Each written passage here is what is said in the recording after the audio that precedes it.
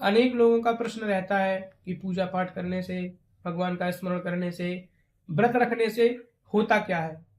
हमें प्राप्त क्या होता है? यदि कुछ प्राप्त हो अथवा ना हो, पर हमारा कुछ जाता है नहीं। दूसरी बात, जब हम किसी से कुछ लेते हैं तो हमारा देना परम कर्तव्य बन जाता है। हम सूर्य भगवान से प्रकाश लेते हैं, चंद्रमा से शीतलता लेते हैं, प्रकृति से कुछ ना कुछ हम लेते हैं, तो हमें कुछ देना चाहिए। नित्य प्रति हमसे पाप होते हैं, चाहे वो खाने के रूप में हो, जल के रूप में हो, पीने के रूप में हो, चाहे झाड़ू हम लगाते हैं तो उसमें भी सूक्ष्म कीटाणु मरते हैं। तो नित्य प्रति पाप होता है, वो पाप अनजाने में होता है। तो उस पाप को मिटाने के लिए जो अनजाने में पाप होते हैं, गंगा जी स्नान करना, नित्य प्रति पूजा पाठ करना, भगवान का ध्यान करना, और जो हम भोजन कर रहे हैं उसमें ऐसा भाव लाना, तुम्हें निवेदित भोजन करही प्रभु प्रसाद पट भूषण धरही। प्रभु को निवेदित करके हमें भोजन पाना चाहिए, क्योंकि नित्य प्रति पाप होते हैं।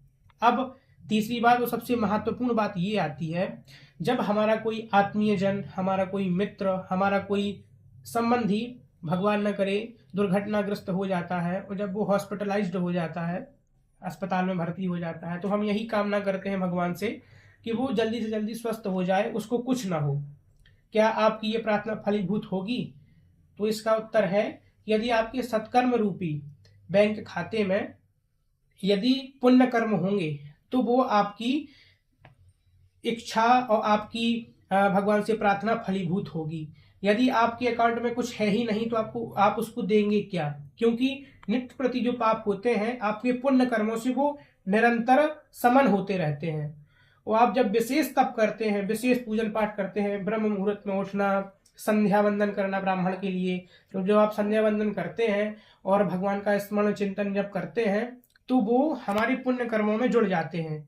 और जब हम विशेष रूप से जब हम उस व्यक्ति के निमित्त से कुछ करते हैं, तब वो चीज हमें फलीभूत होती है, भगवान हमारी प्रार्थना सुनते हैं।